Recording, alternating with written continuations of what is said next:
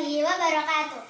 Nama saya Najma Silmi Ramadhani Putri 3A Harun Ar-Rasyid SD IT Salsabila 3 Banguntapan. Saya akan menceritakan tentang cerita Uwais Al-Qarni.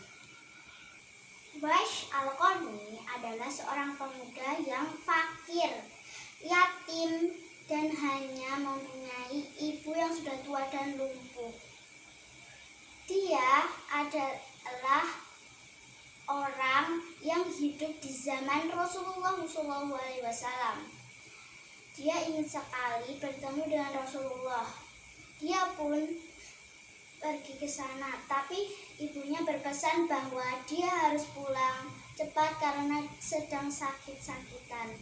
Dia pun pergi ke tempat Rasulullah dan tidak menemukan beliau karena beliau sedang perang. Dan beliau berpesan kepada istri Rasulullah, Siti Aisyah,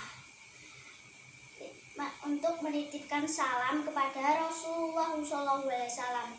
Dan dia teringat pesan ibunya untuk segera pulang. Dia pun segera pulang ke Yaman.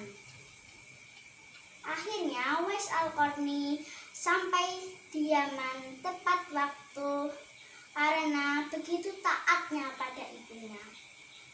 Dan kisah yang lainnya saat ibunya ingin ke tanah suci.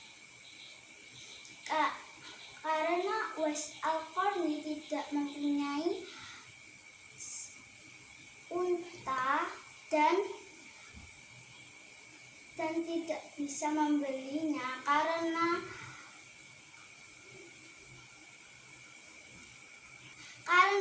biaya untuk naik haji sangatlah mahal.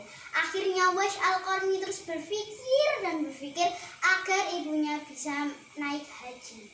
Akhirnya Uwais Al-Qarni membeli anak lembu dan membuat kandang di atas bukit. Dan akhirnya Uwais Al-Qarni menggendong anak lembu itu setiap pagi dari atas bukit sampai bawah, terus menerus hingga ototnya kuat karena anak lembu itu sudah mencapai berat 100 kg. Dan orang-orang Yaman heran, sepertinya Uwais Al-Qarni sudah gila karena menggendong anak lembu itu dari atas bukit sampai bawah.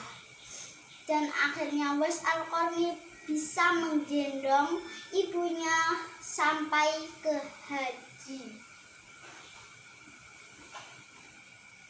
Saat menjalankan rangkaian haji, Uwais Al-Qarni terus menggendong ibunya. Saat di depan Ka'bah, Uwais Al-Qarni berdoa, "Ya Allah, ampunilah dosa ibuku." Lalu ibunya bertanya, kenapa engkau tidak meminta maaf atas dosa-dosamu?" Lalu Uwais Al-Qarni menjawab, "Karena jika ibu diampuni segala atas dosa-dosa ibu akan masuk surga, dan hidup ibu itu cukup untuk membawaku masuk surga." Lalu Allah telah mengabulkan permintaan Uwais Al-Qarni untuk mengampuni dosa ibunya. Lalu belang di badan Uwais Al-Qarni pun hilang seketika. Lalu tersisa belang di lehernya untuk dikenali oleh Umar bin Khattab dan Ali bin Abi Thalib.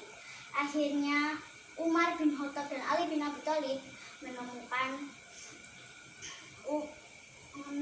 Uwais Al-Qarni. Setelah beberapa tahun pertemuan dengan Umar dan Ali, Uwais Al-Qarni pun wafat.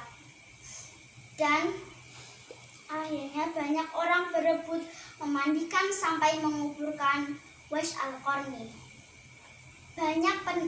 Banyak orang berpendapat bahwa Orang yang berebut dari memandikan sampai menguburkan Bas Al-Qarni adalah malaikat yang diperintah Allah. Hikmah yang bisa kita ambil dari cerita Uwais Al-Qarni adalah taat pada orang tua dan memiliki keinginan yang kuat untuk berbuat baik.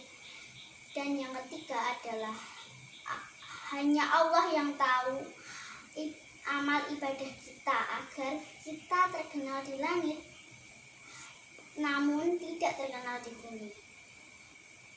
Sekian dari saya. Wassalamualaikum warahmatullahi wabarakatuh.